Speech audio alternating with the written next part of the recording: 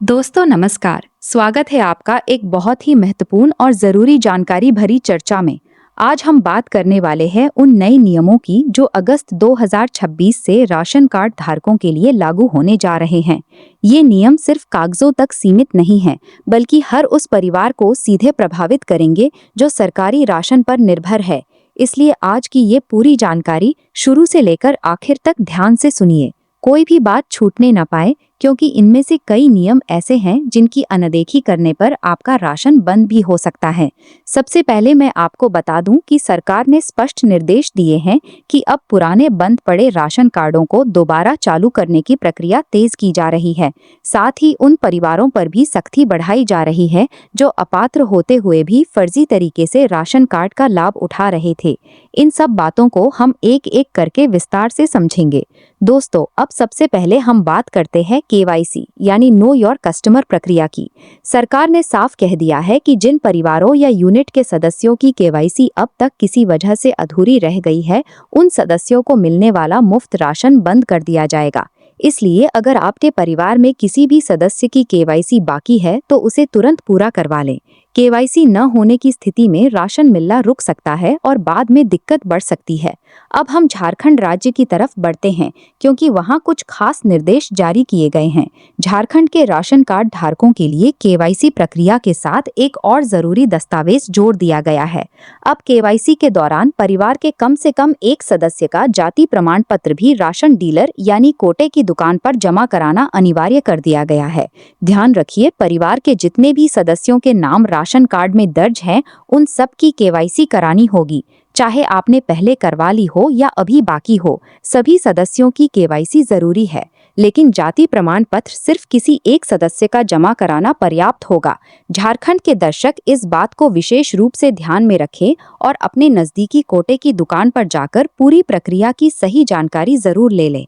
दोस्तों, अब हम उन लोगों की बात करते हैं जो आर्थिक रूप से संपन्न होते हुए भी फर्जी तरीके से राशन कार्ड बनवाए बैठे हैं। सरकार ने ऐसे तमाम कार्डों को चिन्हित कर लिया है और अब उनके खिलाफ सख्त कार्रवाई शुरू होने वाली है। जिन परिवारों की सालाना आमदनी 1,20,000 रुपए से अधिक है, उनका राशन कार्ड बंद कर दिया जाएगा।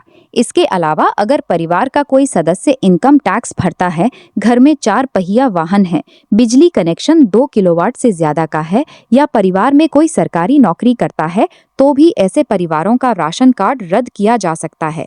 साथ ही एक और महत्वपूर्ण बदलाव आया है। अब राशन कार्ड घर की सबसे बड़ी बालिग महिला यानी 18 वर्ष से अधिक उम्र की महिला के नाम पर मुखिया के रूप में बनाया जाएगा।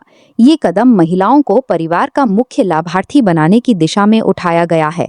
अब हम जम्मू कश्मीर और उत्तराखंड की ताज़ा स्थिति पर नजर डालते हैं। इन दोनों राज्यों में मानसून के मौसम को ध्यान में रखते हुए 3 महीने का राशन एक साथ वितरित किया जा रहा है, यानी जुलाई, अगस्त और सितंबर का राशन अगस्त महीने में ही एक साथ दिया जा रहा है। इसका मकसद साफ है कि बारिश के दिनों में आने जाने की दिक्कत की वजह से कोई भी परिवार भूखा न रहे। इसलिए 3 महीने का राशन एक साथ उपलब्ध कराया जा रहा है ताकि लोगों को बार बार दुकान जाने की जरूरत न पड़े। दोस्तों, अब सबसे महत्वपूर्ण अपडेट बिहार से सामने आई है। बिहार सरकार ने साफ निर्देश दिए हैं कि राज्य में जितने भी राशन कार्ड किसी कारणवश बंद पड़े हैं, उन सभी को 15 दिनों के भीतर दोबारा चालू किया जाए। साथ ही नए राशन कार्ड भी बनाए जाएंगे, यानी पुराने बंद कार्ड चालू हो रहे हैं और नए कार्ड भी बन रहे हैं। अगर आप नया राशन कार्ड बनवाना चाहते हैं या बंद कार्ड को चालू कराना चाहते हैं, तो कुछ जरूरी दस्तावेज तैयार रखने होंगे। परिवार के सभी सदस्यों का आधार कार्ड, मुखिया के नाम का आधार कार्ड, मुखिया के बैंक खाते की पासबुक, निवास प्रमाण पत्र, आय प्रमाण पत्र और जाति प्रमाण पत्र, ये सभी दस्तावेज जरूरी हैं। इन दस्तावेजों के साथ आप आवेदन जमा कर सकते हैं और ये प्रक्रिया ऑनलाइन भी पूरी की जा सकती है। अगर दस्तावेज सही पाए जाते हैं तो 15 दिनों के भीतर कार्ड चालू कर दिया जाएगा। इसके अलावा सरकार आने वाले समय में डिजिटल फूड कूपन व्यवस्था लागू करने की भी तैयारी कर रही है, यानी पूरी सार्वजनिक वितरण प्रणाली को डिजिटल बनाने की दिशा में काम चल रहा है। भविष्य में आपका राशन कार्ड मोबाइल फोन पर ही उपलब्ध हो सकेगा और मैसेज के जरिए राशन की जानकारी मिल जाएगी। जाएगी। इससे बार बार अंगूठा लगाने और लंबी लाइन में खड़े रहने की जरूरत कम हो जाएगी। राशन कार्ड मोबाइल से ही वेरीफाई हो जाएगा और तय मात्रा के हिसाब से राशन मिल जाएगा। अब हम उत्तर प्रदेश की अपडेट्स पर आते हैं, क्योंकि यहाँ भी कई महत्वपूर्ण बदलाव हुए हैं। उत्तर प्रदेश में अगस्त महीने का राशन वितरण शुरू हो चुका है और ये 5 अगस्त से 18 अगस्त तक चलेगा। अंत्योदय कार्ड धारकों को प्रति कार्ड 35 किलो राशन दिया जाएगा, जिसमें 14 किलो गेहूं और 21 किलो चावल शामिल हैं। वहीं पात्र गृहस्थी कार्ड धारकों को प्रति यूनिट 5 किलो राशन मिलेगा, जिसमें 2 किलो गेहूं और 3 किलो चावल होंगे। राशन की दुकानें सुबह 8 बजे से दोपहर 12 बजे तक और फिर दोपहर 2 बजे से शाम 6 बजे तक खुली रहेंगी। उत्तर प्रदेश से एक और बहुत बड़ी अपडेट आई है। सरकार ने आदेश दिया है कि जितने भी राशन कार्ड धारक परिवार हैं, उन सभी घरों की कम से कम एक महिला को स्वयं सहायता समूह से अनिवार्य रूप से जोड़ा जाएगा।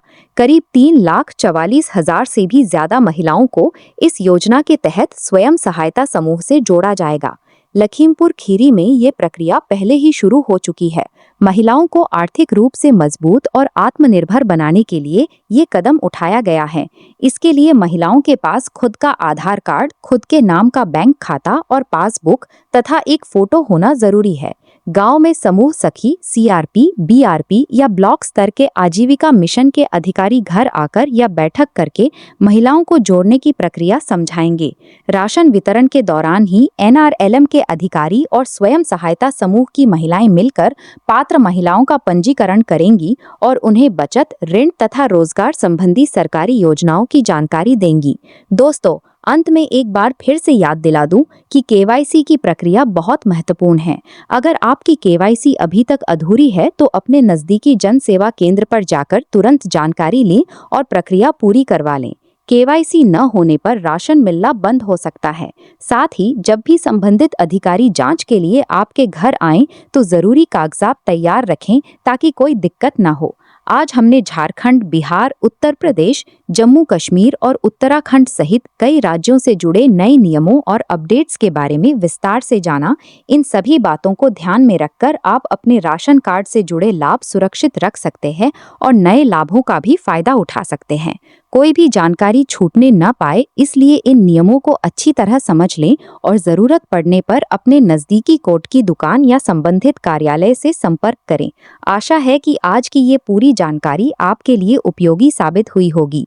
अगली बार हम फिर किसी नई और जरूरी अपडेट के साथ मिलेंगे। तब तक अपना और अपने परिवार का ध्यान रखिए। धन्यवाद।